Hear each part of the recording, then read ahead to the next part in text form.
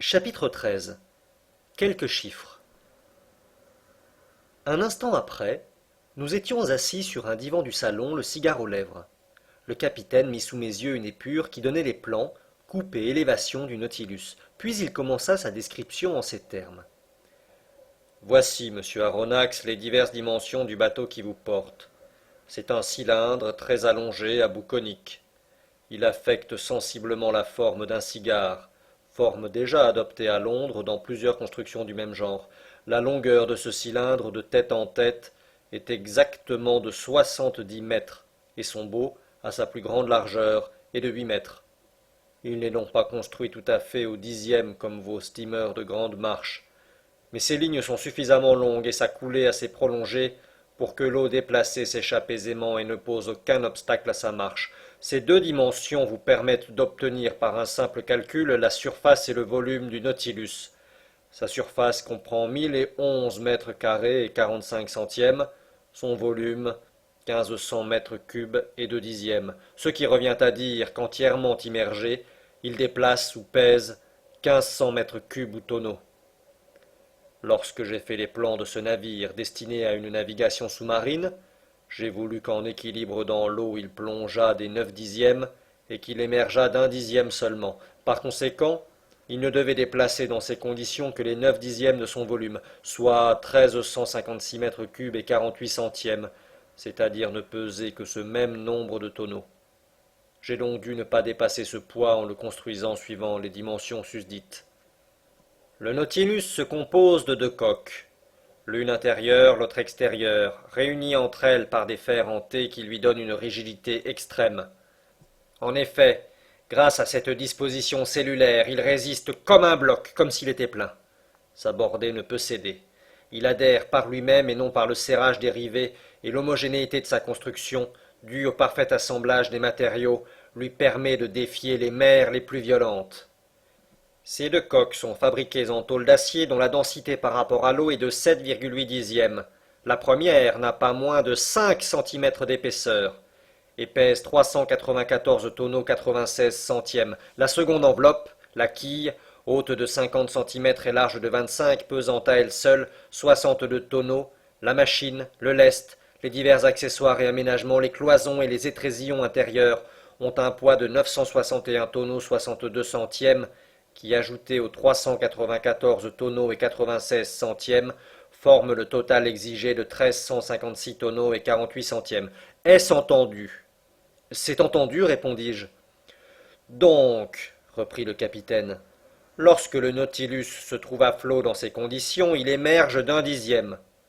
Or, si j'ai disposé des réservoirs d'une capacité égale à ce dixième, soit d'une contenance de 150 tonneaux et 72 centièmes, et si je les remplis d'eau, le bateau déplaçant alors 1507 tonneaux ou les pesant sera complètement immergé.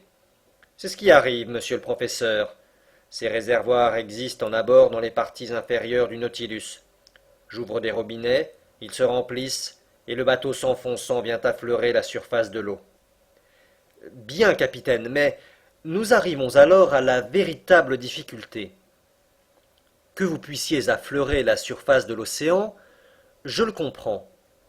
Mais plus bas, en plongeant au-dessous de cette surface, votre appareil sous-marin ne va-t-il pas rencontrer une pression et par conséquent subir une poussée de bas en haut qui doit être évaluée à une atmosphère par 30 pieds d'eau, soit environ 1 kg par centimètre carré?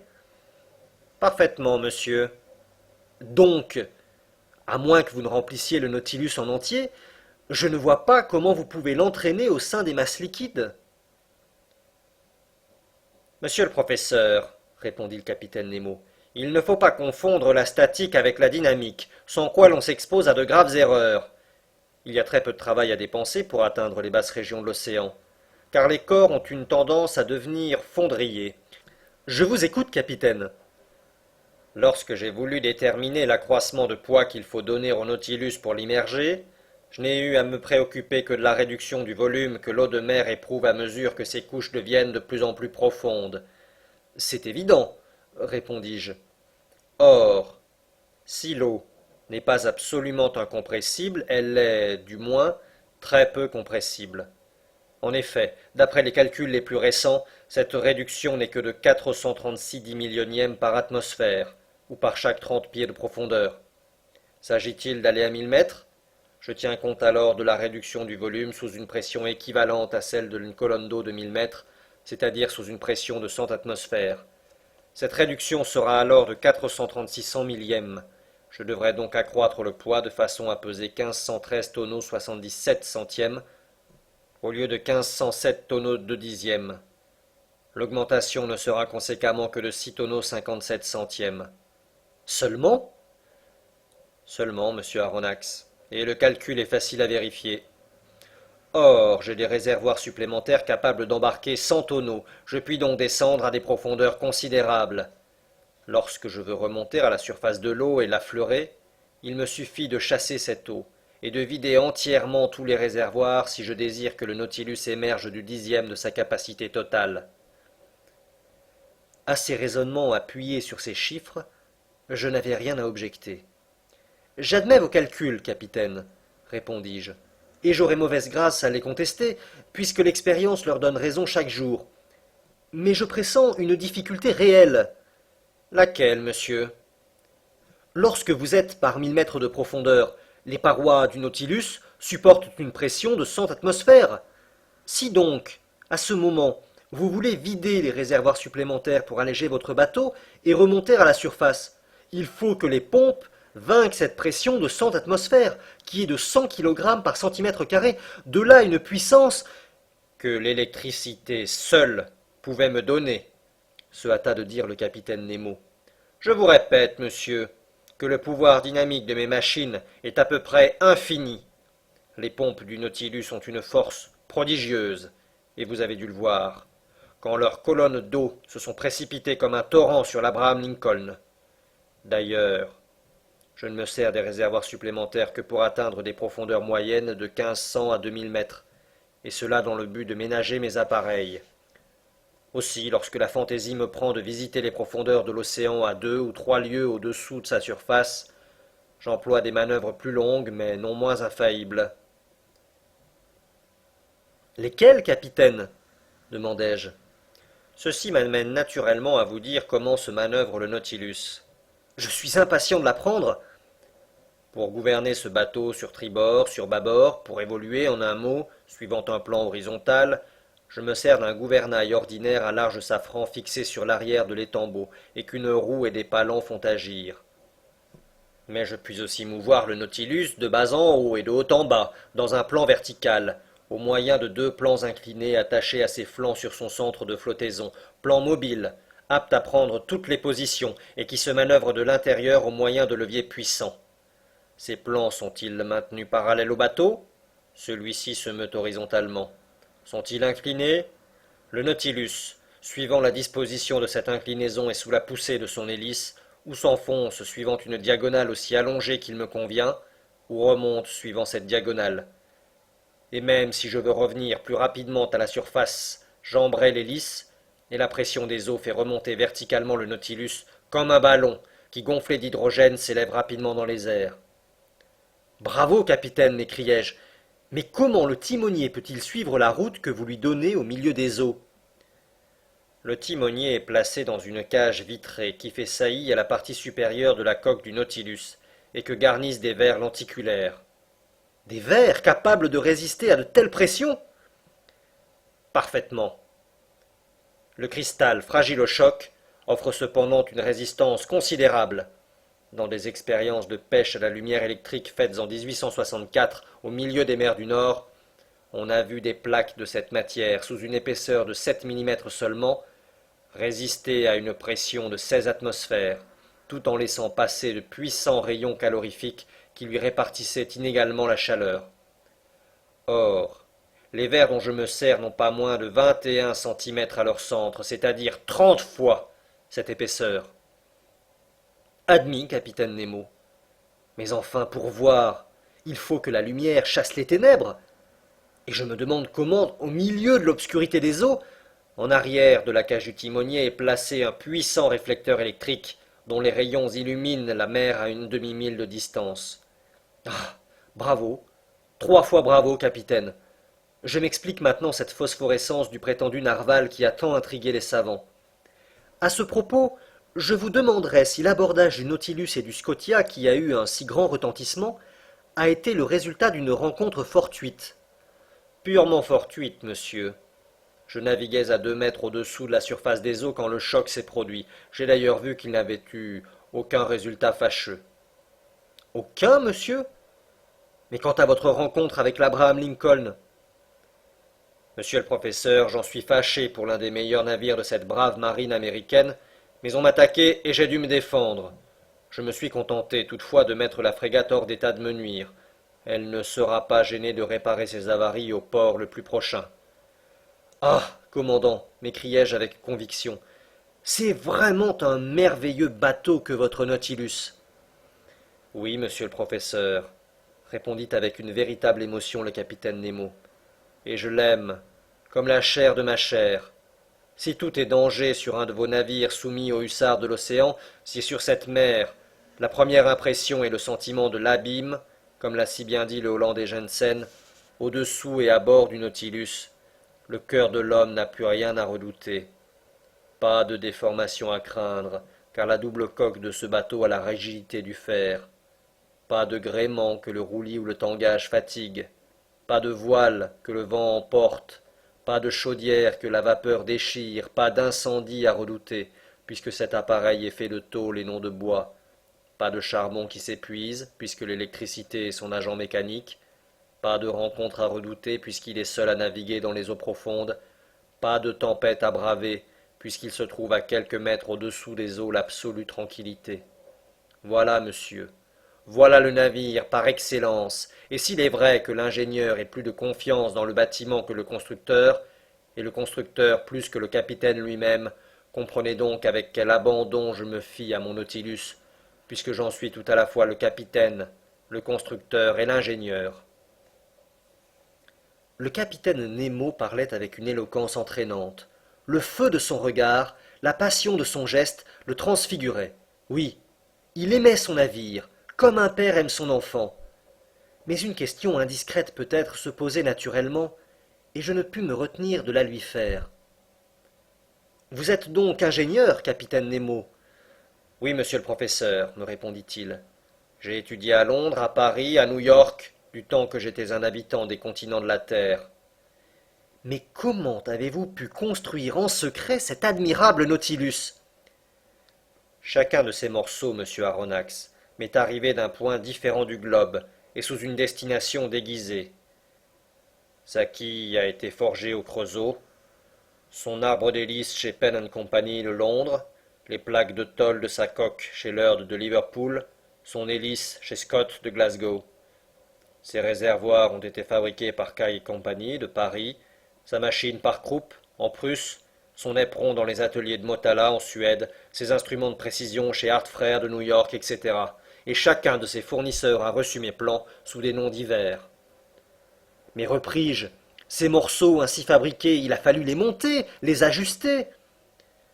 Monsieur le professeur, j'avais établi mes ateliers sur un îlot désert en plein océan. Là, mes ouvriers, c'est-à-dire mes braves compagnons que j'ai instruits et formés et moi, nous avons achevé notre Nautilus. Puis l'opération terminée, le feu a détruit toute trace de notre passage sur cet îlot que j'aurais fait sauter si je l'avais pu. Alors, il m'est permis de croire que le prix de revient de ce bâtiment est excessif. Monsieur Aronnax, un navire en fer coûte 1125 francs par tonneau. Or, le Nautilus en jauge 1500. Il revient donc à 1687 000 francs, soit 2 millions, y compris son aménagement, soit 4 ou 5 millions avec les œuvres d'art et les collections qu'il renferme. Une dernière question, capitaine Nemo. Faites, monsieur le professeur. Vous êtes donc riche? Riche à l'infini, monsieur. Et je pourrais, sans me gêner, payer les 10 milliards de la dette de la France. Je regardais fixement le bizarre personnage qui me parlait ainsi. Abusait-il de ma crédulité? L'avenir devait me l'apprendre. Chapitre 14. Le fleuve noir. La portion du globe terrestre occupée par les eaux est évaluée à 3 832 558 myriamètres carrés, soit plus de 38 millions d'hectares. Cette masse liquide comprend 2 250 millions de miles cubes et formerait une sphère d'un diamètre de 60 lieues dont le poids serait de 3 quintillions de tonneaux. Et pour comprendre ce nombre, il faut se dire que le quintillon est au milliard ce que le milliard est à l'unité, c'est-à-dire qu'il y a autant de milliards dans un quintillion que d'unités dans un milliard. Or, cette masse liquide, c'est à peu près la quantité d'eau que verseraient tous les fleuves de la Terre pendant 40 000 ans. Durant les époques géologiques, à la période du feu succéda la période de l'eau. L'océan fut d'abord universel, puis peu à peu, dans les temps siluriens, des sommets de montagnes apparurent, des îles émergèrent, disparurent sous des déluges partiels, se montrèrent à nouveau, se soudèrent, formèrent des continents, et enfin les terres se fixèrent géographiquement telles que nous les voyons. Le solide avait conquis sur le liquide 37 657 miles carrés, soit 12 916 millions d'hectares.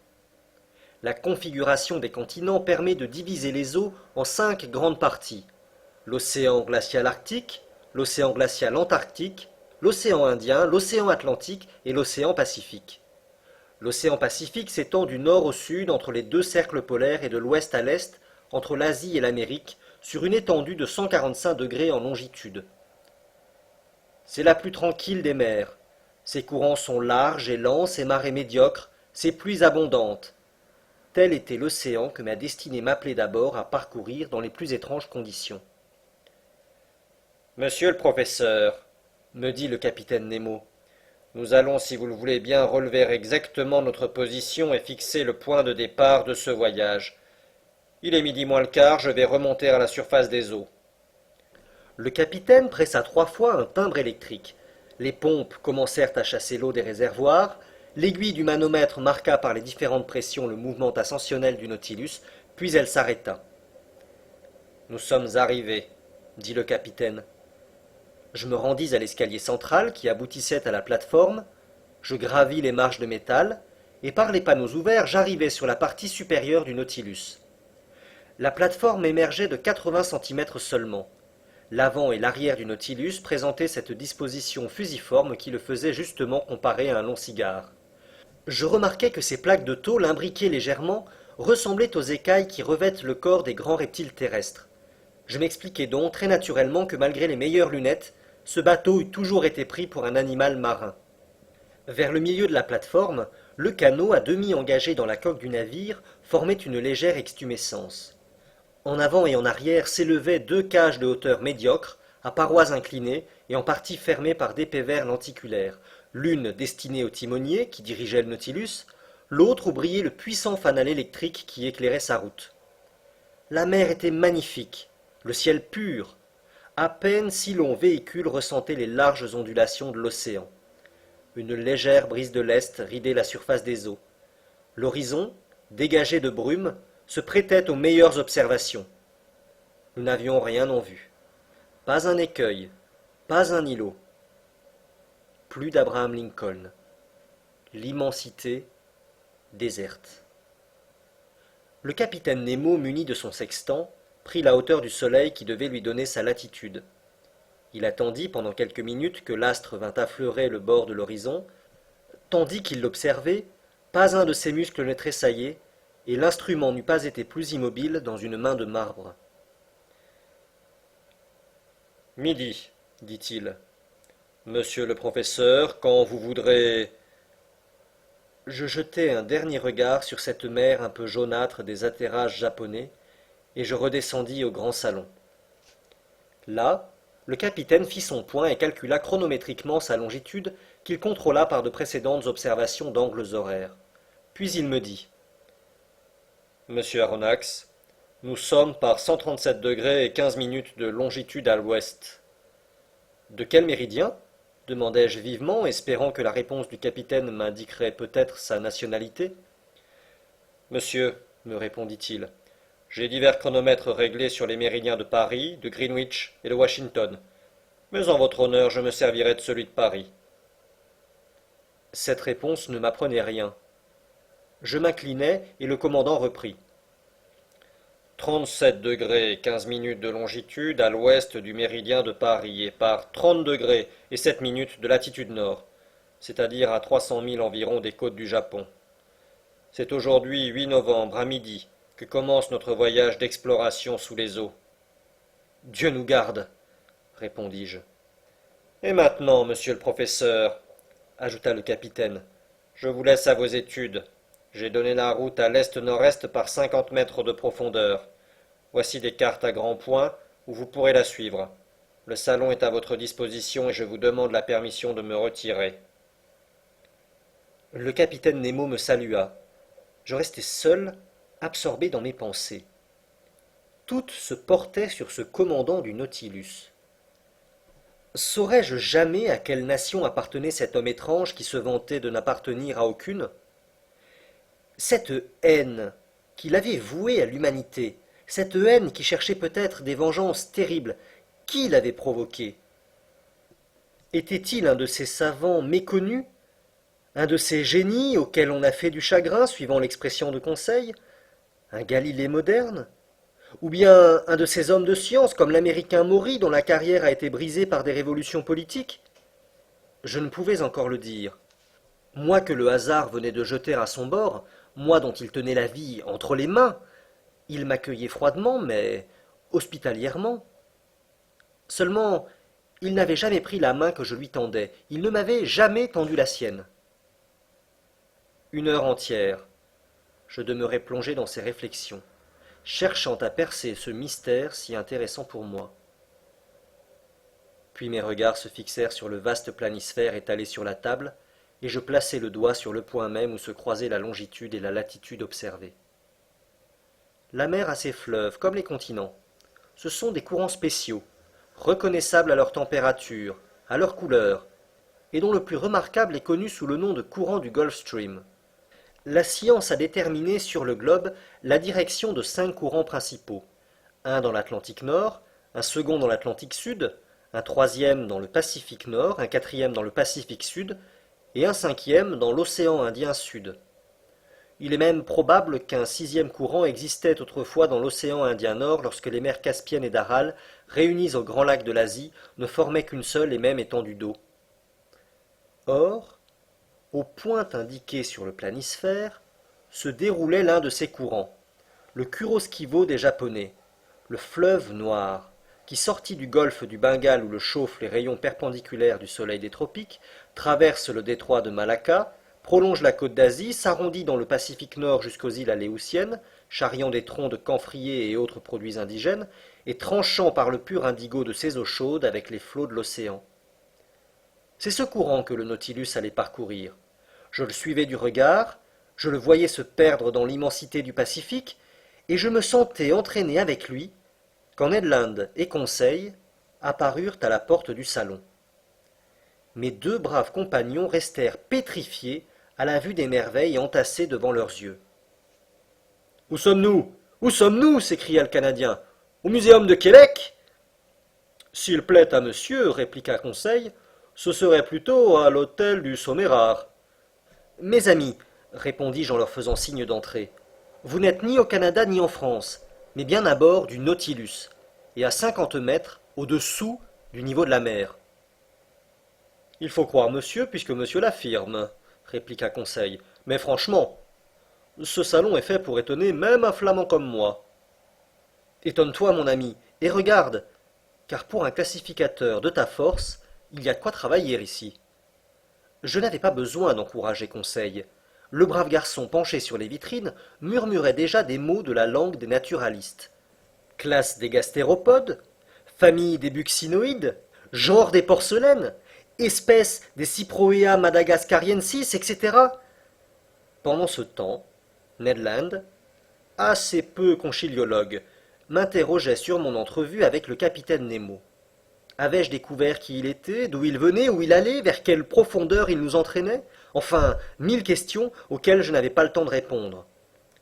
Je lui appris tout ce que je savais, ou plutôt tout ce que je ne savais pas, et je lui demandai ce qu'il avait entendu ou vu de son côté. « Rien vu, rien entendu, répondit le Canadien. Je n'ai pas même aperçu l'équipage de ce bateau, Est-ce que par hasard il serait électrique aussi, lui? Électrique? Par ma foi, on serait tenté de le croire. Mais vous, monsieur Aronnax, demanda Ned Land, qui avait toujours son idée. Vous ne pouvez me dire combien d'hommes il y a à bord? 10, 20, 50, 100? Je ne saurais vous répondre, maître Land. D'ailleurs, croyez-moi, abandonnez pour le moment cette idée de vous emparer du Nautilus ou de le fuir. Ce bateau est un chef-d'œuvre de l'industrie moderne, et je regretterais de ne pas l'avoir vu.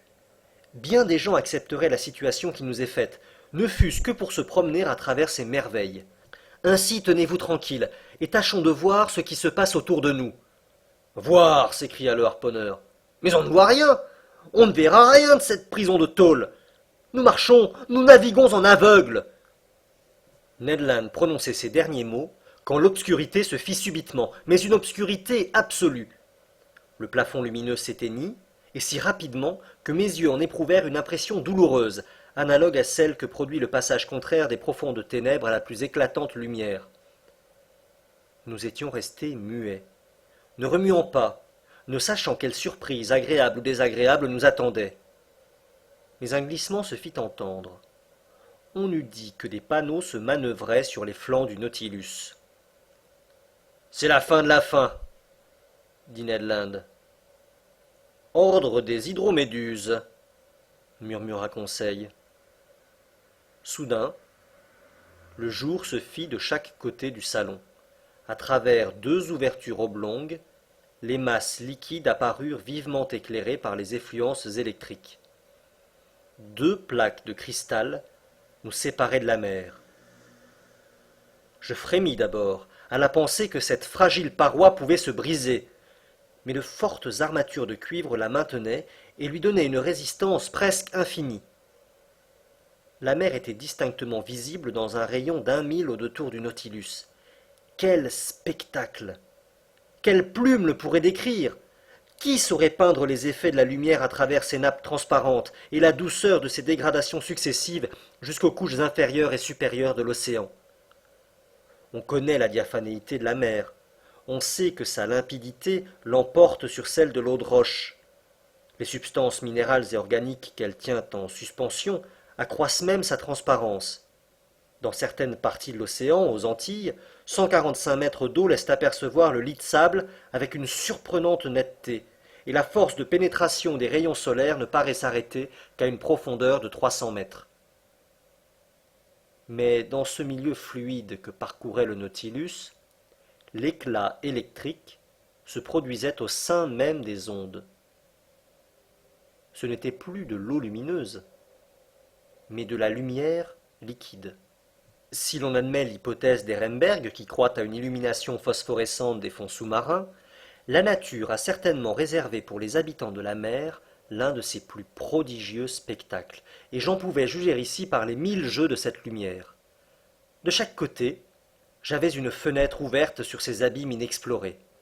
L'obscurité du salon faisait valoir la clarté extérieure et nous regardions comme si ce pur cristal eût été la vitre d'un immense aquarium. Le Nautilus ne semblait pas bouger. C'est que les points de repère manquaient.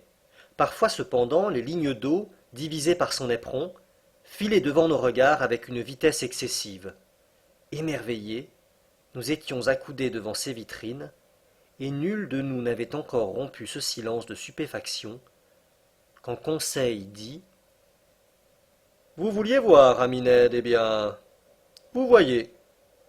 Curieux, curieux, faisait le Canadien, qui, oubliant ses colères et ses projets d'évasion, subissait une attraction irrésistible. Et l'on viendrait de plus loin pour admirer ce spectacle. Ah, m'écriai-je, je comprends la vie de cet homme. Il s'est fait un monde à part qui lui réserve ses plus étonnantes merveilles. Mais les poissons, fit observer le Canadien, je ne vois pas de poissons. Que vous importe, ami Ned, répondit Conseil, puisque vous ne les connaissez pas. Moi, un pêcheur, s'écria Ned Land. Et sur ce sujet une discussion s'éleva entre les deux amis, car ils connaissaient les poissons, mais chacun d'une façon différente. Tout le monde sait que les poissons forment la 4e et dernière classe de l'embranchement des vertébrés. On les a très justement définis, des vertébrés à circulation double et à sang froid, respirant par des branchies et destinés à vivre dans l'eau. Ils composent deux séries distinctes, la série des poissons osseux, c'est-à-dire ceux dont l'épine dorsale est faite de vertèbres osseuses, et les poissons cartilagineux, c'est-à-dire ceux dont l'épine dorsale est faite de vertèbres cartilagineuses. Le Canadien connaissait peut-être cette distinction, mais Conseil en savait bien davantage, et maintenant lié d'amitié avec Ned, il ne pouvait admettre qu'il fût moins instruit que lui. Aussi lui dit-il. Ami Ned, vous êtes un tueur de poissons, un très habile pêcheur. Vous avez pris un grand nombre de ces intéressants animaux. Mais je gagerais que vous ne savez pas comment l'on les classe. Si, répondit sérieusement le harponneur, on les classe en poissons qui se mangent et en poissons qui ne se mangent pas. Voilà une distinction de gourmand, répondit Conseil. Mais dites-moi si vous connaissez la différence qui existe entre les poissons osseux et les poissons cartilagineux. Peut-être bien, Conseil. Et la subdivision de ces deux grandes classes? Je ne m'en doute pas, répondit le Canadien. Eh bien, ami Ned, écoutez et retenez. Les poissons osseux se subdivisent en 6 ordres. Primo, les acanthoptérygiens, dont la mâchoire supérieure est complète mobile et dont les branchies affectent la forme d'un peigne. Cet ordre comprend 15 familles, c'est-à-dire les 3/4 des poissons connus. Type, la perche commune. Assez bonne à manger, répondit Ned. Secondo, reprit Conseil, les abdominaux, qui ont les nageoires ventrales suspendues sous l'abdomen et en arrière des pectorales, sans être attachés aux os de l'épaule. Ordre qui se divise en 5 familles et qui comprend la plus grande partie des poissons d'eau douce. Type, la carpe, le brochet. Bah, fit le Canadien avec un certain mépris. Des poissons d'eau douce. Tertio, dit Conseil, les subrachiens, dont les ventrales sont attachées sous les pectorales et immédiatement suspendues aux os de l'épaule. Cet ordre contient 4 familles, type, limande, turbo, barbu, sol, etc. Excellent, excellent, s'écriait le harponneur, qui ne voulait considérer les poissons qu'au point de vue comestible. Quarto, reprit Conseil sans se démonter, les apodes, au corps allongé, dépourvus de nageoires ventrales, et revêtus d'une peau épaisse et souvent gluante, ordre qui ne comprend qu'une famille, type, l'anguille, le gymnote. Médiocre, médiocre, répondit Ned Land. Quinto, dit Conseil, les lophobranches, qui ont les mâchoires complètes et libres, mais dont les branchies sont formées de petites houppes disposées par paires le long des arcs branchiaux. Cet ordre ne compte qu'une famille, type, les hippocampes, les pégases dragons. Mauvais, mauvais, répliqua le harponneur. Sexto, enfin, dit Conseil, les plectoniates, dont l'os maxillaire est attaché fixement sur le côté de l'intermaxillaire qui forme la mâchoire, et dont l'arcade palatine s'engraine par suture avec le crâne, ce qui le rend immobile. Ordre qui manque de vraie ventrale et qui se compose de 2 familles. Type, les tétrodons, les poissons-lunes. Bon à déshonorer une chaudière, s'écria le Canadien. Avez-vous compris, ami Ned? Demanda le savant Conseil. Pas le moins du monde, ami Conseil, répondit le harponneur. Mais allez toujours, car vous êtes très intéressant. Quant aux poissons cartilagineux, reprit imperturbablement Conseil, ils ne comprennent que 3 ordres. Tant mieux, fit Ned.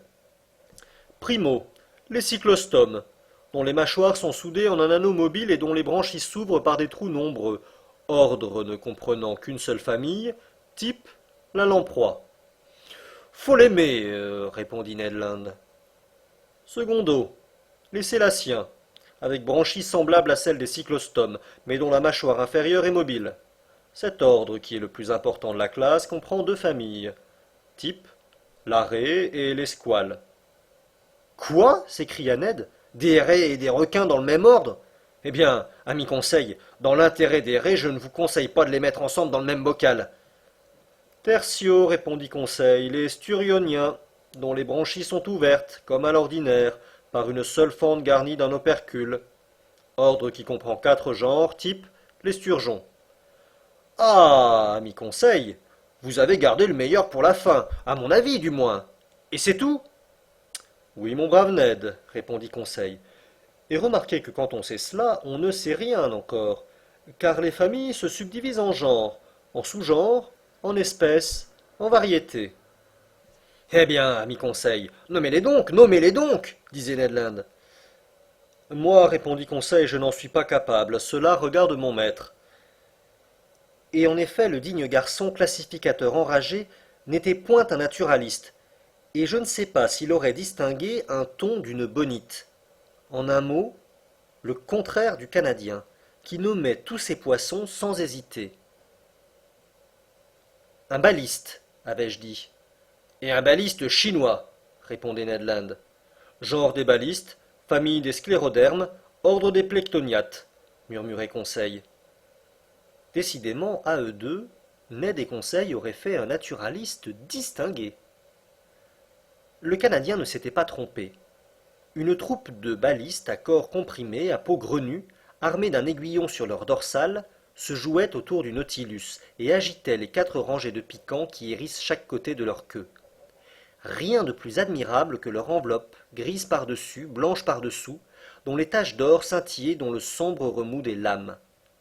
Entre eux ondulaient des raies comme une nappe abandonnée au vent, et parmi elles, j'aperçus à ma grande joie cette raie chinoise, jaunâtre à sa partie supérieure, rose tendre sous le ventre, et munie de 3 aiguillons en arrière de son œil, espèce rare, et même douteuse au temps de lacépède, qui ne l'avait jamais vue que dans un recueil de dessins japonais.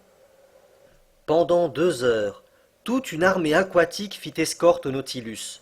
Au milieu de leur jeu, de leur bond, tandis qu'ils rivalisaient de beauté, d'éclat et de vitesse, je distinguais le labre vert, le mule barberin, marqué d'une double raie noire, le gobi éléotre, à caudale arrondie, blanc de couleur et tacheté de violet sur le dos, le scombre japonais, admirable maquereau de ces mers au corps bleu et à la tête argentée, de brillants azuros dont le nom seul emporte toute description, des spares rayés, aux nageoires variées de bleu et de jaune, des spares fasqués, relevés d'une bande noire sur leur caudale, des spares onéphores élégamment corsetés dans leurs 6 ceintures, des holostones, véritables bouches en flûte ou bécasses de mer dont quelques échantillons atteignaient une longueur de 1 mètre, des salamandres du Japon, des murènes échidnées, longs serpents de 6 pieds aux yeux vifs et petits, et à la vaste bouche hérissée de dents, etc.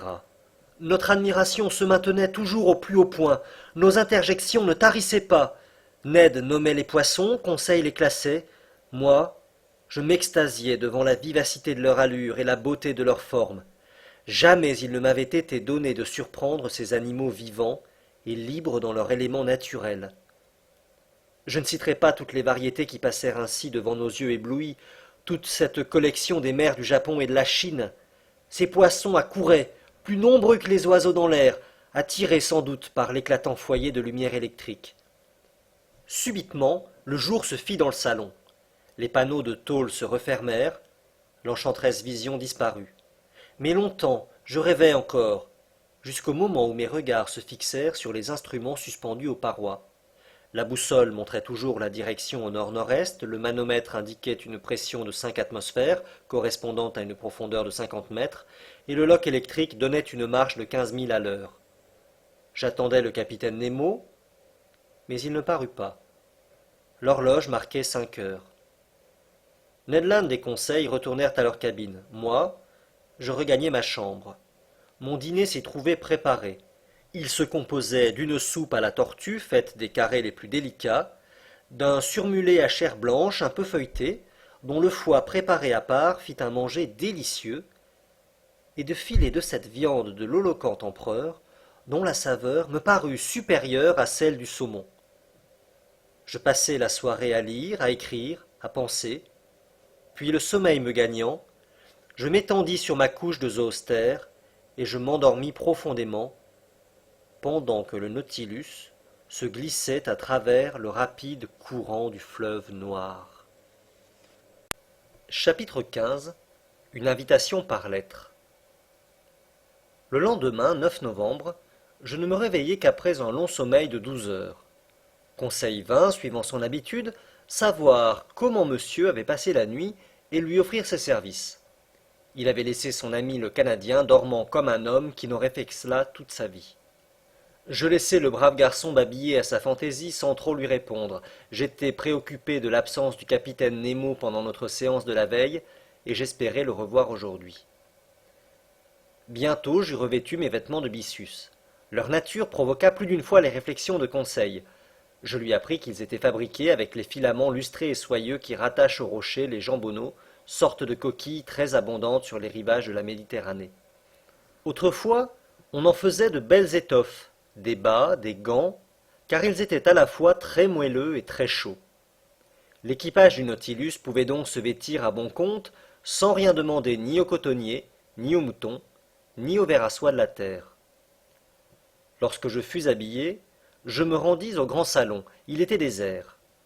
Je me plongeai dans l'étude de ces trésors de conchiliologie entassés sous les vitrines. Je fouillai aussi de vastes herbiers emplis de plantes marines les plus rares et qui, quoique séchées, conservaient leurs admirables couleurs. Parmi ces précieuses hydrophytes, je remarquai des cladostèphes verticilliés, des panidespans, des caulerpes à feuilles de vigne, des calitames granifères, de délicates céramies à teintes écarlates, des agares disposés en éventail, des acétabules semblables à des chapeaux de champignons très déprimés, et qui furent longtemps classés parmi les zoophytes, enfin toute une série de varechs. La journée entière se passa sans que je fusse honoré de la visite du capitaine Nemo. Les panneaux du salon ne s'ouvrirent pas, peut-être ne voulait-on pas nous blaser sur ces belles choses. La direction du Nautilus se maintint à l'est-nord-est, sa vitesse à 12 milles, sa profondeur entre 50 et 60 mètres. Le lendemain, 10 novembre, même abandon, même solitude. Je ne vis personne de l'équipage. Ned et Conseil passèrent la plus grande partie de la journée avec moi. Ils s'étonnèrent de l'inexplicable absence du capitaine. Cet homme singulier était-il malade? Voulait-il modifier ses projets à notre égard? Après tout, suivant la remarque de Conseil, nous jouissions d'une entière liberté. Nous étions délicatement et abondamment nourris, notre hôte se tenait dans les termes de son traité. Nous ne pouvions nous plaindre, et d'ailleurs, la singularité même de notre destinée nous réservait de si belles compensations que nous n'avions pas encore le droit de l'accuser. Ce jour-là, je commençai le journal de ces aventures, ce qui m'a permis de les raconter avec la plus scrupuleuse exactitude, et, détail curieux, je l'écrivis sur un papier fabriqué avec la zostère marine. Le 11 novembre, de grand matin, l'air frais répandu à l'intérieur du Nautilus m'apprit que nous étions revenus à la surface de l'océan afin de renouveler les provisions d'oxygène. Je me dirigeai vers l'escalier central et je montai sur la plateforme. Il était 6 heures. Je trouvais le temps couvert, la mer grise mais calme, à peine de houle. Le capitaine Nemo, que j'espérais rencontrer là, viendrait-il? Je n'aperçus que le timonier emprisonné dans sa cage de verre. Assis sur la saillie produite par la coque du canot, j'aspirais avec délice les émanations salines. Peu à peu, la brume se dissipa sous l'action des rayons solaires. L'astre radieux débordait de l'horizon oriental, la mer s'enflamma sous son regard comme une traînée de poudre. Les nuages, éparpillés dans les hauteurs, se colorèrent de tons vifs admirablement nuancés, et de nombreuses langues de chat annoncèrent du vent pour toute la journée. Mais que faisait le vent à ce Nautilus que les tempêtes ne pouvaient effrayer? J'admirais donc ce joyeux lever de soleil, si gai, si vivifiant, lorsque j'entendis quelqu'un monter vers la plateforme. Je me préparais à saluer le capitaine Nemo, mais ce fut son second, que j'avais déjà vu pendant la première visite du capitaine, qui apparut. Il s'avança sur la plateforme et ne sembla pas s'apercevoir de ma présence. Sa puissante lunette aux yeux, il scruta tous les points de l'horizon avec une attention extrême. Puis cet examen fait, il s'approcha du panneau et prononça une phrase dont voici exactement les termes. Je l'ai retenue car chaque matin, elle se reproduisit dans des conditions identiques. Elle était ainsi conçue. Notre respect l'ornivirque. Ce qu'elle signifiait, je ne saurais le dire. Ces mots prononcés, le second redescendit. Je pensais que le Nautilus allait reprendre sa navigation sous-marine. Je regagnai donc le panneau et par les coursives je revins à ma chambre. 5 jours s'écoulèrent ainsi, sans que la situation se modifiât. Chaque matin, je montais sur la plateforme. La même phrase était prononcée par le même individu. Le capitaine Nemo ne paraissait pas. J'avais pris mon parti de ne plus le voir. quand le 16 novembre, rentré dans ma chambre avec Ned et Conseil, je trouvai sur la table un billet à mon adresse. Je l'ouvris d'une main impatiente. Il était écrit d'une écriture franche et nette, mais un peu gothique, et qui rappelait les types allemands. Ce billet était libellé en ces termes. Monsieur le professeur Aronnax à bord du Nautilus, 16 novembre 1867. Le capitaine Nemo invite monsieur le professeur Aronnax à une partie de chasse qui aura lieu demain matin dans ces forêts de l'île Crespo. Il espère que rien n'empêchera monsieur le professeur d'y assister, et il verra avec plaisir que ses compagnons se joignent à lui. Signé le commandant du Nautilus, capitaine Nemo. Une chasse s'écria Ned. Et dans ces forêts de l'île Crespo ajouta Conseil. Mais il va donc à terre, ce particulier-là, reprit Ned Land. Cela me paraît clairement indiqué, dis-je en relisant la lettre. Eh bien, il faut accepter, répliqua le Canadien. Une fois sur la terre ferme, nous aviserons à prendre un parti. D'ailleurs, je ne serais pas fâché de manger quelques morceaux de venaison fraîche. Sans chercher à concilier ce qu'il y avait de contradictoire entre l'horreur manifeste du capitaine Nemo pour les continents et les îles et son invitation de chasser en forêt, je me contentai de répondre « Voyons d'abord ce que c'est que l'île Crespo ». Je consultai le planisphère, et par 32 ° 40 de latitude nord et 167 ° 50 de longitude ouest, je trouvai un îlot qui fut reconnu en 1801 par le capitaine Crespo et que les anciennes cartes espagnoles nommaient Roca de la Plata, c'est-à-dire roche d'argent.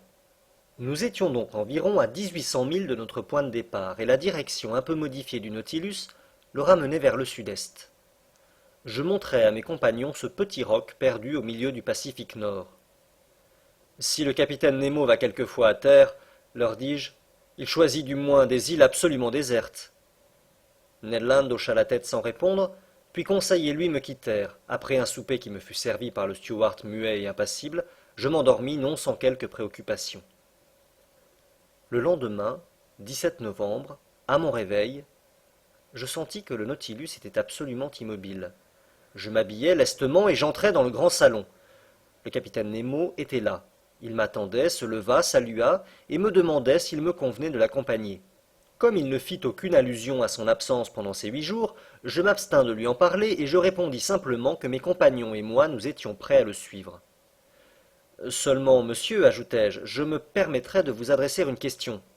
Adressez, monsieur Aronnax, et si je puis y répondre, j'y répondrai. Eh bien, capitaine, comment se fait-il que vous, qui avez rompu toute relation avec la terre, vous possédiez des forêts dans l'île Crespo? Monsieur le professeur, me répondit le capitaine, les forêts que je possède ne demandent au soleil ni sa lumière ni sa chaleur. Ni les lions, ni les tigres, ni les panthères, ni aucun quadrupède ne les fréquente. Elles ne sont connues que de moi seul. Elles ne poussent que pour moi seul.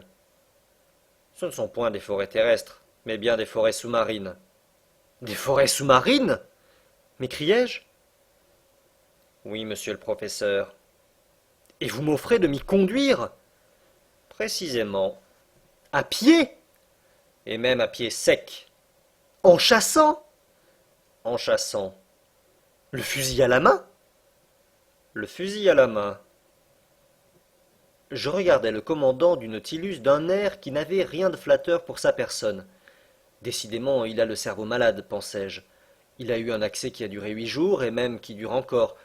C'est dommage, je l'aimais mieux étrange que fou. Cette pensée se lisait clairement sur mon visage, mais le capitaine Nemo se contenta de m'inviter à le suivre, et je le suivis en homme résigné à tout. Nous arrivâmes dans la salle à manger, où le déjeuner se trouvait servi. « Monsieur Aronnax, me dit le capitaine, je vous prierai de partager mon déjeuner sans façon, nous causerons en mangeant. Mais si je vous ai promis une promenade en forêt, je ne me suis point engagé à vous y faire rencontrer un restaurant. Déjeunez donc en homme qui ne dînera probablement que fort tard. » Je fis honneur au repas. Il se composait de divers poissons et de branches de loturie, excellents zoophytes, relevés d'algues très apéritives, telles que la Porphyria laxitania et la Laurentia primafetida. La boisson se composait d'eau limpide à laquelle, à l'exemple du capitaine, j'ajoutais quelques gouttes d'une liqueur fermentée extraite suivant la mode kamtchatkienne de l'algue connue sous le nom de Rhodoménie palmée.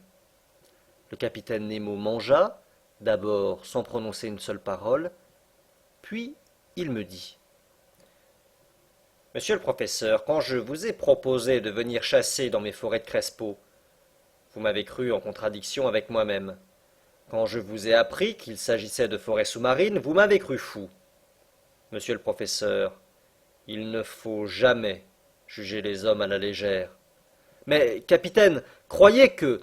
Veuillez m'écouter, et vous verrez si vous devez m'accuser de folie ou de contradiction. Je vous écoute. Monsieur le professeur, vous le savez aussi bien que moi, l'homme peut vivre sous l'eau à la condition d'emporter avec lui sa provision d'air respirable. Dans les travaux sous-marins, l'ouvrier revêtu d'un vêtement imperméable et la tête emprisonnée dans une capsule de métal reçoit l'air de l'extérieur au moyen de pompes foulantes et de régulateurs d'écoulement. C'est l'appareil des scaphandres, dis-je. En effet. Mais dans ces conditions, l'homme n'est pas libre. Il est rattaché à la pompe qui lui envoie l'air par un tuyau de caoutchouc, véritable chaîne qui le rive à la terre. Et si nous devions être ainsi retenus au Nautilus, nous ne pourrions aller loin. Et le moyen d'être libre? Demandai-je. C'est d'employer l'appareil Rouquayrol de Nérouse imaginé par deux de vos compatriotes, mais que j'ai perfectionné pour mon usage, et qui vous permettra de vous risquer dans ces nouvelles conditions physiologiques sans que vos organes en souffrent aucunement. Il se compose d'un réservoir en tôle épaisse dans lequel j'emmagasine l'air sous une pression de 50 atmosphères. Ce réservoir se fixe sur le dos, au moyen de bretelles, comme un sac de soldat. Sa partie supérieure forme une boîte d'où l'air, maintenu par un mécanisme à souffler, ne peut s'échapper qu'à sa tension normale. Dans l'appareil Rouquayrol tel qu'il est employé, deux tuyaux en caoutchouc partant de cette boîte viennent aboutir à une sorte de pavillon qui emprisonne le nez et la bouche de l'opérateur. L'un sert à l'introduction de l'air inspiré, l'autre à l'issue de l'air expiré, et la langue ferme celui-ci ou celui-là, suivant les besoins de la respiration. Mais moi qui affronte des pressions considérables au fond des mers, j'ai dû enfermer ma tête, comme celle des scaphandres, dans une sphère de cuir. Et c'est à cette sphère qu'aboutissent les deux tuyaux inspirateur et expirateur. Parfaitement, capitaine Nemo.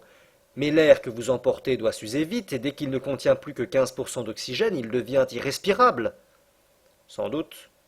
Mais je vous l'ai dit, monsieur Aronnax, les pompes du Nautilus me permettent de l'emmagasiner sous une pression considérable, et dans ces conditions, le réservoir de l'appareil peut fournir de l'air respirable pendant 9 ou 10 heures. Je n'ai plus d'objection à faire, répondis-je. Je vous demanderai seulement, capitaine, comment vous pouvez éclairer votre route au fond de l'océan. Avec l'appareil Ruhmkorff, monsieur Aronnax. Si le premier se porte sur le dos, le second s'attache à la ceinture. Il se compose d'une pile de benzène que je mets en activité, non pas avec du bichromate de potasse, mais avec du sodium. Une bobine d'induction recueille l'électricité produite et la dirige vers une lanterne d'une disposition particulière. Dans cette lanterne se trouve un serpentin de verre qui contient seulement un résidu de gaz carbonique. Quand l'appareil fonctionne, ce gaz devient lumineux, en donnant une lumière blanchâtre et continue. Ainsi pourvu, je respire et je vois. Capitaine Nemo, à toutes mes objections, vous faites de si écrasantes réponses que je n'ose plus douter. Cependant, si je suis bien forcé d'admettre les appareils Rouquayrol et Ruhmkorff, je demande à faire des réserves pour le fusil dont vous voulez m'armer. Mais ce n'est point un fusil à poudre, répondit le capitaine. C'est donc un fusil à vent? Sans doute. Comment voulez-vous que je fabrique de la poudre à mon bord, n'ayant ni salpêtre, ni soufre, ni charbon? D'ailleurs, dis-je, pour tirer sous l'eau, dans un milieu 850 fois plus dense que l'air, il faudrait vaincre une résistance considérable. Ce ne serait pas une raison. Il existe certains canons, perfectionnés après Fulton par les Anglais Philip Coles et Burley, par le Français Furcy, par l'Italien Landi, qui sont munis d'un système particulier de fermeture et qui peuvent tirer dans ces conditions. Mais je vous le répète, n'ayant pas de poudre, je l'ai remplacé par de l'air à haute pression que les pompes du Nautilus me fournissent abondamment. Mais cet air doit rapidement s'user. Eh bien, n'ai-je pas mon réservoir Rouquayrol qui peut au besoin m'en fournir? Il suffit pour cela d'un robinet ad hoc. D'ailleurs, monsieur Aronnax, vous verrez par vous-même que pendant ces chasses sous-marines, on ne fait pas grande dépense d'air ni de balles. Cependant, il me semble que dans cette demi-obscurité et au milieu de ce liquide très dense par rapport à l'atmosphère, les coups ne peuvent porter loin et sont difficilement mortels. Monsieur, avec ce fusil, tous les coups sont mortels, au contraire. Et dès qu'un animal est touché si légèrement que ce soit, il tombe foudroyé. Pourquoi? Parce que ce ne sont pas des balles ordinaires que ce fusil lance, mais de petites capsules de verre, inventées par le chimiste autrichien Lenny Brock, et dont j'ai un approvisionnement considérable. Ces capsules de verre, recouvertes d'une armature d'acier et alourdies par un culot de plomb, sont de véritables petites bouteilles de Leyde, dans lesquelles l'électricité est forcée à une très haute tension. Au plus léger choc qu'elle se décharge, et l'animal, si puissant qu'il soit, tombe mort. J'ajouterai que ces capsules ne sont pas plus grosses que du numéro 4, et que la charge d'un fusil ordinaire pourrait en contenir 10. Je ne discute plus, répondis-je en me levant de table, et je n'ai plus qu'à prendre mon fusil. D'ailleurs, où vous irez, j'irai. Le capitaine Nemo me conduisit vers l'arrière du Nautilus, et en passant devant la cabine de Ned et de Conseil, j'appelai mes deux compagnons qui nous suivirent aussitôt. Puis, nous arrivâmes à une cellule située en abord, près de la chambre des machines, et dans laquelle nous devions revêtir nos vêtements de promenade. Chapitre 16. Promenade en plaine. Cette cellule était, à proprement parler, l'arsenal et le vestiaire du Nautilus. Une douzaine d'appareils de scaphandre suspendus à la paroi attendaient les promeneurs. Ned Land, en les voyant, manifesta une répugnance évidente à s'en revêtir. « Mais, brave Ned, lui dis-je, les forêts de l'île Crespo ne sont que des forêts sous-marines. »« Bon, fit le harponneur désappointé qui voyait s'évanouir ses rêves de viande fraîche. Et vous, monsieur Aronnax, vous allez vous introduire dans ces habits-là ? Il le faut bien, maître Ned. Libre à vous, monsieur, répondit le harponneur, haussant les épaules. Mais quant à moins qu'on ne m'y force, je n'entrerai jamais là-dedans. On ne vous forcera pas, maître Ned, dit le capitaine Nemo. Et Conseil va se risquer? Demanda Ned. Je suis monsieur partout où va monsieur, répondit Conseil. Sur un appel du capitaine, deux hommes de l'équipage vinrent nous aider à revêtir ces lourds vêtements imperméables, faits en caoutchouc sans couture et préparés de manière à supporter des pressions considérables. On eût dit une armure à la fois souple et résistante. Ces vêtements formaient pantalon et veste. Le pantalon se terminait par d'épaisses chaussures garnies de lourdes semelles de plomb. Le tissu de la veste était maintenu par des lamelles de cuivre qui cuirassaient la poitrine, la défendaient contre la poussée des os et laissaient les poumons fonctionner librement. Ces manches finissaient en forme de gants assouplis qui ne contrariaient aucunement les mouvements de la main. Il y avait loin, on le voit, de ces scaphandres perfectionnés aux vêtements informes tels que les cuirasses de liège, les soubresvestes, les habits de mer, les coffres, etc. qui furent inventés et prônés dans le XVIIIe siècle. Le capitaine Nemo, un de ses compagnons, sorte d'Hercule qui devait être d'une force prodigieuse, Conseil et moi, nous eûmes bientôt revêtu ces habits de scaphandre. Il ne s'agissait plus que d'emboîter notre tête dans la sphère métallique. Mais avant de procéder à cette opération, je demandai au capitaine la permission d'examiner les fusils qui nous étaient destinés. L'un des hommes du Nautilus me présenta un fusil simple dont la crosse, faite en tôle d'acier et creuse à l'intérieur, était d'assez grande dimension. Elle servait de réservoir à l'air comprimé qu'une soupape, manœuvrée par une gâchette, laissait échapper dans le tube de métal. Une boîte à projectiles, évidée dans l'épaisseur de la crosse, renfermait une vingtaine de balles électriques qui, au moyen d'un ressort, se plaçaient automatiquement dans le canon du fusil. Dès qu'un coup était tiré, l'autre était prêt à partir. « Capitaine Nemo, dis-je, cette arme est parfaite et d'un maniement facile. Je ne demande plus qu'à l'essayer. Mais comment allons-nous gagner le fond de la mer ?»« En ce moment, monsieur le professeur, le Nautilus est échoué par 10 mètres d'eau et nous n'avons plus qu'à partir. »« Mais comment sortirons-nous ?»« Vous l'allez voir. » Le capitaine Nemo introduisit sa tête dans la calotte sphérique. Conseil et moi nous en fîmes autant, non sans avoir entendu le Canadien nous lancer une bonne chasse ironique. Le haut de notre vêtement était terminé par un collet de cuivre taraudé sur lequel se vissait ce casque de métal. 3 trous, protégés par des verres épais, permettaient de voir suivant toutes les directions, rien qu'en tournant la tête, à l'intérieur de cette sphère. Dès qu'elle fut en place, les appareils Rouquayrol placés sur notre dos commencèrent à fonctionner, et pour mon compte, je respirai à l'aise. La lampe Ruhmkorff suspendue à ma ceinture, le fusil à la main, j'étais prêt à partir. Mais pour être franc, emprisonné dans ces lourds vêtements et cloué au tiliaque par mes semelles de plomb, il m'eût été impossible de faire un pas. Mais ce cas était prévu, car je sentis que l'on me poussait dans une petite chambre contiguë au vestiaire. Mes compagnons, également remorqués, me suivaient. J'entendis une porte, munie d'obscurateurs, se refermer sur nous, et une profonde obscurité nous enveloppa. Après quelques minutes, un vif sifflement parvint à mon oreille. Je sentis une certaine impression de froid monter de mes pieds à ma poitrine. Évidemment, de l'intérieur du bateau, on avait, par un robinet, donné entrée à l'eau extérieure qui nous envahissait et dont cette chambre fut bientôt remplie. Une seconde porte, percée dans le flanc du Nautilus, s'ouvrit alors. Un demi-jour nous éclaira. Un instant après, nos pieds foulaient le sol de la mer. Et maintenant, comment pourrais-je retracer les impressions que m'a laissées cette promenade sous les eaux? Les mots sont impuissants à raconter de telles merveilles. Quand le pinceau lui-même est inhabile à rendre les effets particuliers à l'élément liquide, comment la plume saurait-elle les reproduire? Le capitaine Nemo marchait en avant, et son compagnon nous suivait à quelques pas en arrière. Conseil et moi, nous restions l'un près de l'autre, comme si un échange de paroles eût été possible à travers nos carapaces métalliques. Je ne sentais déjà plus la lourdeur de mes vêtements, de mes chaussures, de mon réservoir d'air, ni le poids de cette épaisse sphère au milieu de laquelle ma tête ballottait comme une amande dans sa coquille. Tous ces objets, plongés dans l'eau, perdaient une partie de leur poids égal à celui du liquide déplacé, et je me trouvais très bien de cette loi physique reconnue par Archimède. Je n'étais plus une masse inerte, et j'avais une liberté de mouvement relativement grande. La lumière qui éclairait le sol jusqu'à 30 pieds au-dessous de la surface de l'océan m'étonna par sa puissance. Les rayons solaires traversaient aisément cette masse aqueuse et en dissipaient la coloration. Je distinguais nettement les objets à une distance de 100 mètres.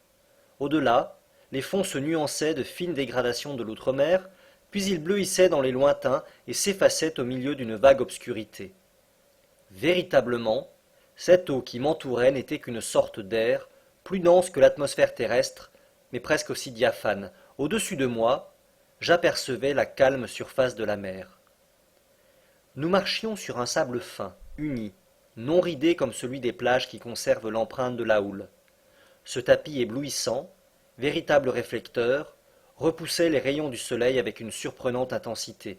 De là, cette immense réverbération qui pénétrait toutes les molécules liquides. Serais-je cru si j'affirme qu'à cette profondeur de 30 pieds, j'y voyais comme en plein jour?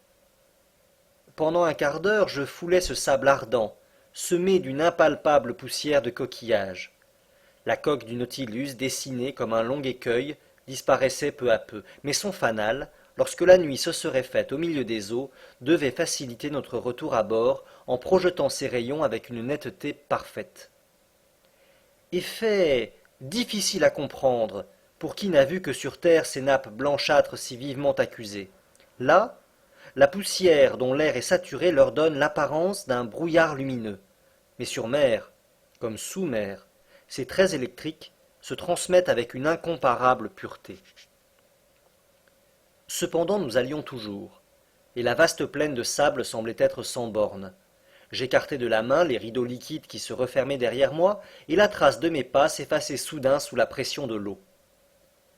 Bientôt, quelques formes d'objets à peine estompées dans l'éloignement se dessinèrent à mes yeux. Je reconnus de magnifiques premiers plans de rochers, tapissés de zoophytes du plus bel échantillon, et je fus tout d'abord frappé d'un effet spécial à ce milieu. Il était alors 10 heures du matin. Les rayons du soleil frappaient la surface des flots sous un angle assez oblique, et au contact de leur lumière décomposée par la réfraction comme à travers un prisme, fleurs, rochers, plantules, coquillages, polypes se nuançaient sur leurs bords des 7 couleurs du spectre solaire. C'était une merveille, une fête des yeux, que cet enchevêtrement de tons colorés, une véritable kaléidoscopie de vert, de jaune, d'orange, de violet, d'indigo, de bleu, en un mot, toute la palette d'un coloriste enragé. Que ne pouvais-je communiquer à Conseil les vives sensations qui me montaient au cerveau et rivalisaient avec lui d'interjections admiratives? Que ne savais-je comme le capitaine Nemo et son compagnon, échanger mes pensées au moyen de signes convenus. Aussi, faute de mieux, je me parlais à moi-même. Je criais dans la boîte de cuivre qui coiffait ma tête, dépensant peut-être en vaines paroles plus d'air qu'il ne convenait. Devant ce splendide spectacle, Conseil s'était arrêté comme moi. Évidemment, le digne garçon, en présence de ces échantillons de zoophytes et de mollusques, classait toujours. Polypes et échinodermes abondaient sur le sol. Les isis variés, les cornulaires qui vivent isolément, des touffes d'oculines vierges, désignées autrefois sous le nom de corail blanc, les fongies hérissés en forme de champignons, les anémones adhérant par leurs disques musculaires, figuraient un parterre de fleurs, émaillées de porpites parées de leurs collerettes de tentacules azurés, d'étoiles de mer qui constellaient le sable, et d'astoréphitons verruqueux, fines dentelles brodées par la main des naïades dont les festons se balançaient aux faibles ondulations provoquées par notre marche. C'était un véritable chagrin pour moi d'écraser sous mes pas les brillants spécimens de mollusques qui jonchaient le sol par milliers, les peignes concentriques, les marteaux, les donasses, véritables coquilles bondissantes, les troques, les casques rouges, les stronces ailes d'ange, les aphysies et tant d'autres produits de cet inépuisable océan. Mais il fallait marcher, et nous allions en avant, pendant que voguaient au-dessus de nos têtes des troupes de physalie, laissant leurs tentacules d'outre-mer flotter à la traîne, des méduses dont l'ombrelle opaline ou rose tendre festonnée d'un liston d'azur nous abritait des rayons solaires, et des pélagies panopyres qui, dans l'obscurité, eussent semé notre chemin de lueurs phosphorescentes. Toutes ces merveilles, je les entrevis dans l'espace d'un quart de mille, m'arrêtant à peine et suivant le capitaine Nemo qui me rappelait d'un geste. Bientôt, la nature du sol se modifia. À la plaine de sable succéda une couche de vase visqueuse que les Américains nomment oase, uniquement composée de coquilles siliceuses ou calcaires. Puis nous parcourûmes une prairie d'algues, plantes pélagiennes que les eaux n'avaient pas encore arrachées et dont la végétation était fougueuse. Ces pelouses à tissu serré, douces aux pieds, eussent rivalisé avec les plus moelleux tapis tissés par la main des hommes. Mais en même temps que la verdure s'étalait sous nos pas, elle n'abandonnait pas nos têtes. Un léger berceau de plantes marines, classé dans cette exubérante famille des algues dont on connaît plus de 2000 espèces, se croisait à la surface des eaux. Je voyais flotter de longs rubans de fucus, les uns globuleux, les autres tubulés, des laurencies, des cladostèphes au feuillage si délié, des rhodimènes palmés semblables à des éventails de cactus. J'observais que les plantes vertes se maintenaient plus près de la surface de la mer, tandis que les rouges occupaient une profondeur moyenne, laissant aux hydrophytes noires ou brunes le soin de former les jardins et les parterres des couches reculées de l'océan. Ces algues sont véritablement un prodige de la création, une des merveilles de la flore universelle. Cette famille produit à la fois les plus petits et les plus grands végétaux du globe, car de même qu'on a compté 40 000 de ces imperceptibles plantules dans un espace de 5 mm², de même on a recueilli des fucus dont la longueur dépassait 500 mètres. Nous avions quitté le Nautilus depuis 1 heure et demie environ. Il était près de midi. Je m'en aperçus à la perpendicularité des rayons solaires qui ne se réfractaient plus. La magie des couleurs disparut peu à peu, et les nuances de l'émeraude et du saphir s'effacèrent de notre firmament. Nous marchions d'un pas régulier, qui résonnait sur le sol avec une intensité étonnante. Les moindres bruits se transmettaient avec une vitesse à laquelle l'oreille n'est pas habituée sur la terre. En effet, l'eau est pour le son un meilleur véhicule que l'air, et il s'y propage avec une rapidité quadruple. En ce moment, le sol s'abaissa par une pente prononcée. La lumière prit une teinte uniforme, nous atteignîmes une profondeur de 100 mètres, subissant alors une pression de 10 atmosphères. Mais mon vêtement de scaphandre était établi dans des conditions telles que je ne souffrais aucunement de cette pression. Je sentis seulement une certaine gêne aux articulations des doigts, et encore ce malaise ne tarda-t-il pas à disparaître. Quant à la fatigue que devait amener cette promenade de 2 heures sous un harnachement dont j'avais si peu l'habitude, elle était nulle.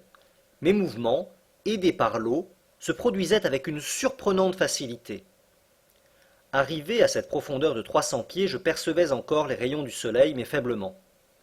À leur éclat intense avait succédé un crépuscule rougeâtre, moyen terme entre le jour et la nuit. Cependant, nous voyions suffisamment à nous conduire, et il n'était pas encore nécessaire de mettre les appareils Ruhmkorff en activité. En ce moment, le capitaine Nemo s'arrêta. Il attendit que je l'eusse rejoint, et du doigt, il me montra quelques masses obscures qui s'accusaient dans l'ombre à une petite distance. C'est la forêt de l'île Crespo, pensai-je, et je ne me trompais pas. Chapitre 8. Une forêt sous-marine. Nous étions enfin arrivés à la lisière de cette forêt, sans doute l'une des plus belles de l'immense domaine du capitaine Nemo. Il la considérait comme étant sienne, et s'attribuait sur elle les mêmes droits qu'avaient les premiers hommes au premier jour du monde. D'ailleurs, qui lui eût disputé la possession de cette propriété sous-marine? Quel autre pionnier plus hardi serait venu, la hache à la main, en défricher les sombres taillis? Cette forêt se composait de grandes plantes arborescentes, et dès que nous eûmes pénétré sous ces vastes arceaux, mes regards furent tout d'abord frappés d'une singulière disposition de leurs ramures, disposition que je n'avais pas encore observée jusqu'alors. Aucune des herbes qui tapissaient le sol, aucune des branches qui hérissaient les arbrisseaux, ne rampait ni ne se courbait, ni ne s'étendait dans un plan horizontal. Toutes montaient vers la surface de l'océan. Pas de filaments, pas de rubans, si minces qu'ils fussent, qui ne se tinssent droits comme des tiges de fer. Les fucus et les lianes se développaient suivant une ligne rigide et perpendiculaire, commandée par la densité de l'élément qui les avait produits. Immobiles, d'ailleurs, lorsque je les écartais de la main, ces plantes reprenaient aussitôt leur position première. C'était ici le règne de la verticalité. Bientôt, je m'habituai à cette disposition bizarre, ainsi qu'à l'obscurité relative qui nous enveloppait. Le sol de la forêt était semé de blocs aigus difficiles à éviter. La flore sous-marine m'y parut être assez complète, plus riche même qu'elle ne l'eût été sous les zones arctiques ou tropicales où ces produits sont moins nombreux. Mais pendant quelques minutes, je confondis involontairement les règnes entre eux, prenant des zoophytes pour des hydrophytes, des animaux pour des plantes. Et qui ne s'y fut pas trompé? La faune et la flore se touchent de si près dans ce monde sous-marin. J'observai que toutes ces productions du règne végétal ne tenaient au sol que par un empattement superficiel. Dépourvues de racines, indifférentes au corps solide, sable, coquillage, test ou galets qui les supportent, elles ne lui demandent qu'un point d'appui, non la vitalité. Ces plantes ne procèdent que d'elles-mêmes, et le principe de leur existence est dans cette eau qui les soutient, qui les nourrit. La plupart, au lieu de feuilles, poussaient des lamelles de forme capricieuse, circonscrites dans une gamme restreinte de couleurs qui ne comprenait que le rose, le carmin, le vert, l'olivâtre, le fauve et le brun. Je revis là, mais non plus desséchés comme les échantillons du Nautilus, des padines paons déployées en éventail qui semblaient solliciter la brise, des céramies écarlates, des laminaires allongeant leurs jeunes pousses comestibles, des néréocystées filiformes et flexueuses qui s'épanouissaient à une hauteur de 15 mètres, des bouquets d'acétabules dont les tiges grandissaient par le sommet, et nombre d'autres plantes pélagiennes, toutes dépourvues de fleurs. Curieuse anomalie! Bizarre élément! A dit un spirituel naturaliste, où le règne animal fleurit et où le règne végétal ne fleurit pas.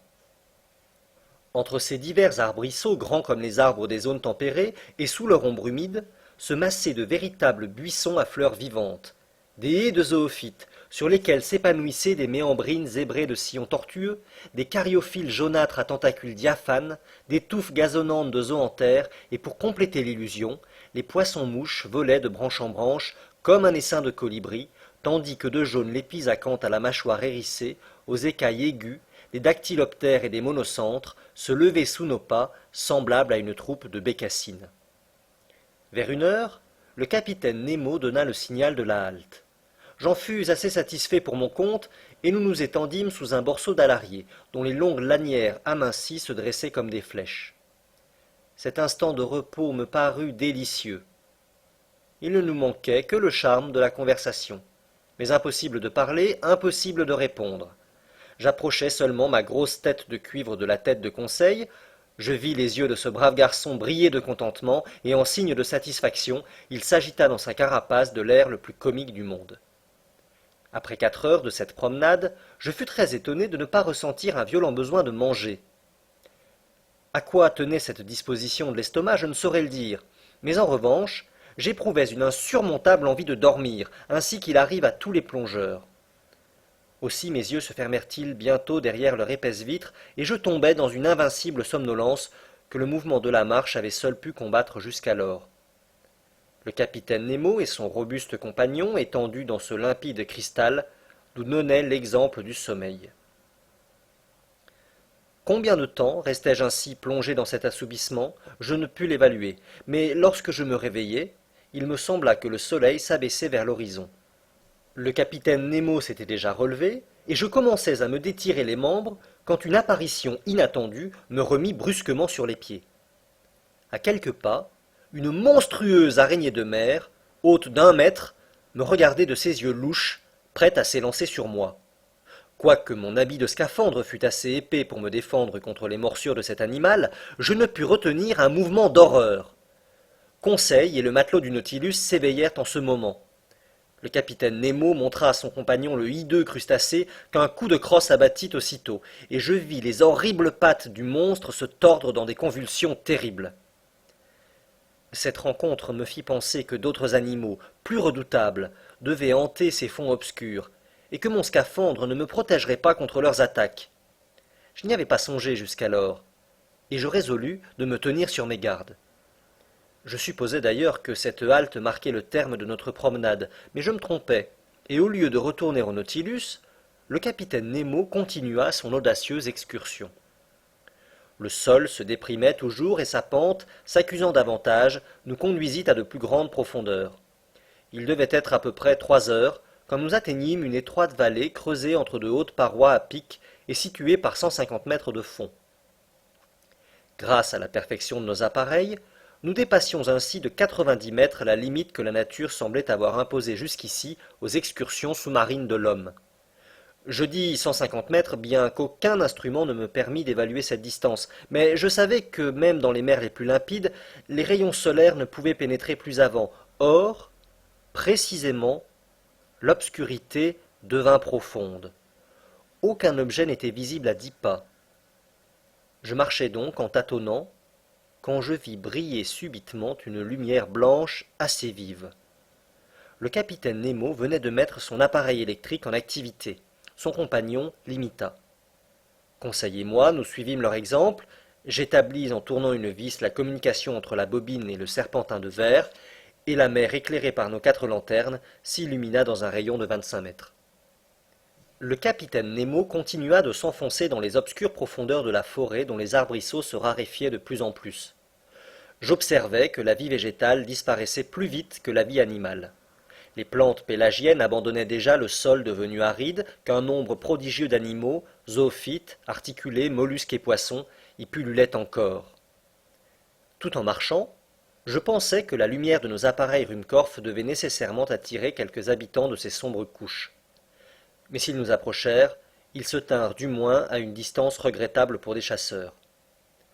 Plusieurs fois, je vis le capitaine Nemo s'arrêter et mettre son fusil en joue, puis, après quelques instants d'observation, il se relevait et reprenait sa marche. Enfin, vers 4 heures environ, cette merveilleuse excursion s'acheva. Un mur de rochers superbes et d'une masse imposante se dressa devant nous. Entassement de blocs gigantesques, énormes falaises de granit, creusées de grottes obscures, mais qui ne présentaient aucune rampe praticable. C'étaient les Açores de l'île Crespo. C'était la terre.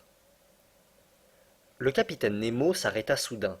Un geste de lui nous fit faire halte, et si désireux que je fusse de franchir cette muraille, je dus m'arrêter. Ici finissaient les domaines du capitaine Nemo. Il ne voulait pas les dépasser. Au-delà, c'était cette portion du globe qu'il ne devait plus fouler du pied. Le retour commença. Le capitaine Nemo avait repris la tête de sa petite troupe, se dirigeant toujours sans hésiter. Je crus voir que nous ne suivions pas le même chemin pour revenir au Nautilus. Cette nouvelle route, très raide et par conséquent très pénible, nous rapprocha rapidement de la surface de la mer. Cependant, ce retour dans les couches supérieures ne fut pas tellement subit que la décompression se fit trop rapidement, ce qui aurait pu amener dans notre organisme des désordres graves et déterminer ces lésions internes si fatales aux plongeurs.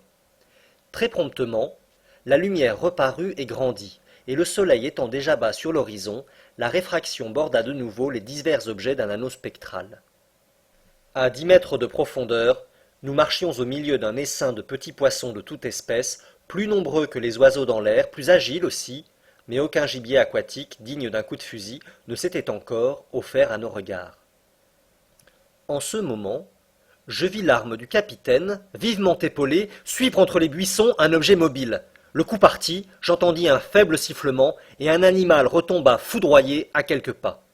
C'était une magnifique loutre de mer, une anhydre, le seul quadrupède qui soit exclusivement marin. Cette loutre, longue d'1 m 50 cm, devait avoir un très grand prix. Sa peau, d'un brun marron en dessus et argenté en dessous, faisait une de ces admirables fourrures si recherchées sur les marchés russes et chinois. La finesse et le lustre de son poil lui assuraient une valeur minimum de 2 000 francs. J'admirais fort ce curieux mammifère à la tête arrondie et ornée d'oreilles courtes, aux yeux ronds, aux moustaches blanches et semblables à celles du chat, aux pieds palmés et inguiculés, à la queue touffue. Ce précieux carnassier, chassé et traqué par les pêcheurs, devient extrêmement rare et il s'est principalement réfugié dans les portions boréales du Pacifique où vraisemblablement son espèce ne tardera pas à s'éteindre. Le compagnon du capitaine Nemo vint prendre la bête, la chargea sur son épaule et l'on se remit en route.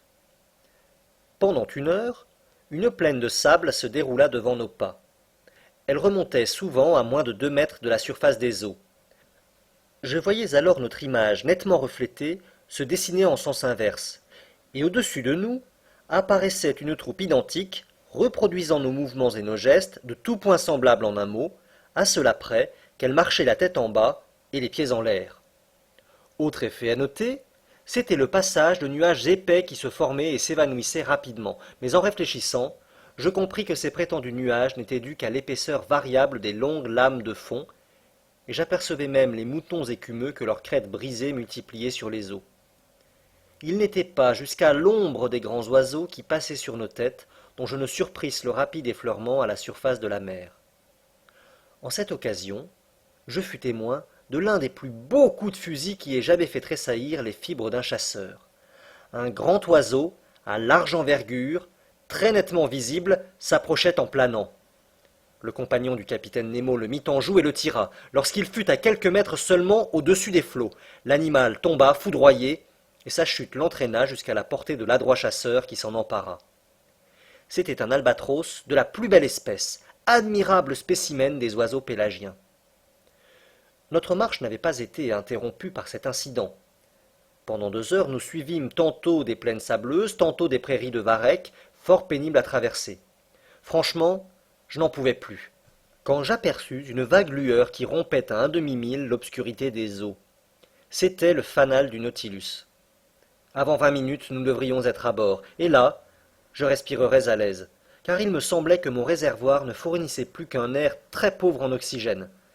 Mais je comptais sans une rencontre qui retarda quelque peu notre arrivée. J'étais resté d'une vingtaine de pas en arrière, lorsque je vis le capitaine Nemo revenir brusquement vers moi. De sa main vigoureuse, il me courba à terre, tandis que son compagnon en faisait autant de conseils. Tout d'abord, je ne sus trop que penser de cette brusque attaque, mais je me rassurai en observant que le capitaine se couchait près de moi et demeurait immobile. J'étais donc étendu sur le sol, et précisément à l'abri d'un buisson de varech, quand, relevant la tête, j'aperçus d'énormes masses passer bruyamment en jetant des lueurs phosphorescentes. Mon sang se glaça dans mes veines. J'avais reconnu les redoutables squales qui nous menaçaient. C'était un couple de tintoréas, requins terribles à la queue énorme, au regard terne et vitreux, qui distillent une matière phosphorescente par des trous percés autour de leur museau. Monstrueuses mouches à feu, qui broient un homme tout entier dans leur mâchoire de fer. Je ne sais si Conseil s'occupait à les classer, mais pour mon compte, j'observais leur ventre argenté, leur gueule formidable, hérissée de dents, à un point de vue peu scientifique, et plutôt en victime qu'en naturaliste. Très heureusement ces voraces animaux y voient mal. Ils passèrent sans nous apercevoir, nous effleurant de leurs nageoires brunâtres, et nous échappâmes comme par miracle à ce danger plus grand, à coup sûr, que la rencontre d'un tigre en pleine forêt. Une demi-heure après, guidés par la traînée électrique, nous atteignions le Nautilus. La porte extérieure était restée ouverte, et le capitaine Nemo la referma dès que nous fûmes rentrés dans la première cellule. Puis il pressa un bouton, j'entendis manœuvrer les pompes au dedans du navire, Je sentis l'eau baisser autour de moi, et en quelques instants, la cellule fut entièrement vidée.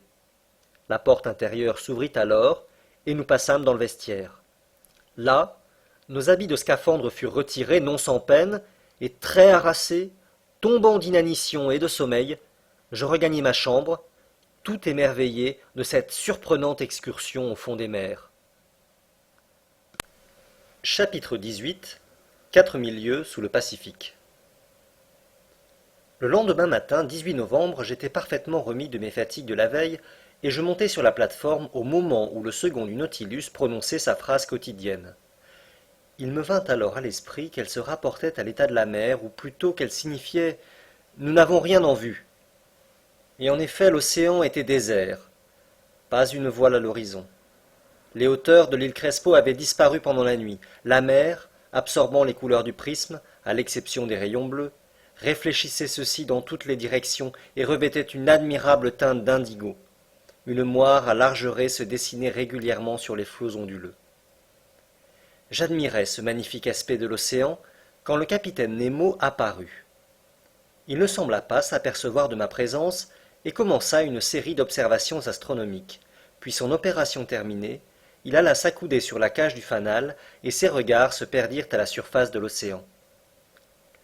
Cependant, une vingtaine de matelots du Nautilus, tous gens vigoureux et bien constitués, étaient montés sur la plate-forme. Ils venaient retirer les filets qui avaient été mis à la traîne pendant la nuit.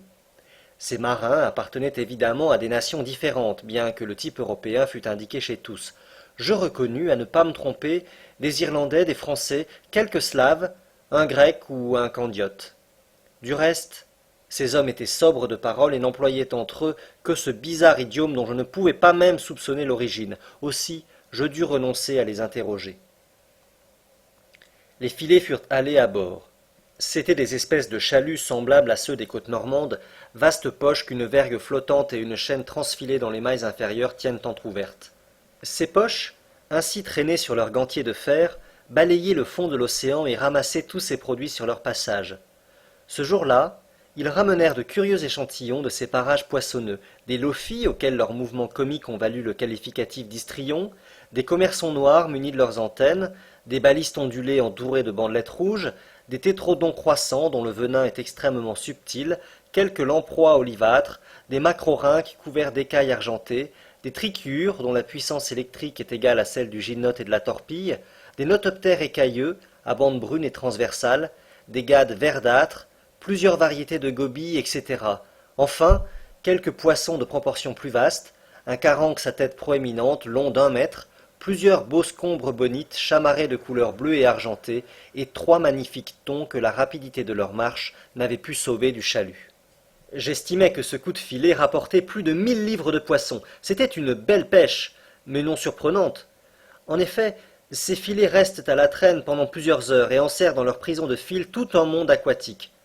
Nous ne devions donc pas manquer de vivres d'une excellente qualité que la rapidité du Nautilus et l'attraction de sa lumière électrique pouvaient renouveler sans cesse. Ces divers produits de la mer furent immédiatement affalés par le panneau vers les cambuses, destinés les uns à être mangés frais, les autres à être conservés. La pêche finie, la provision d'air renouvelée, je pensais que le Nautilus allait reprendre son excursion sous-marine et je me préparais à regagner ma chambre, quand se tournant vers moi, le capitaine Nemo me dit sans autre préambule. « Voyez cet océan, monsieur le professeur, n'est-il pas doué d'une vie réelle ? N'a-t-il pas ses colères et ses tendresses ? Hier, il s'est endormi comme nous. Et le voilà qui se réveille après une nuit paisible. »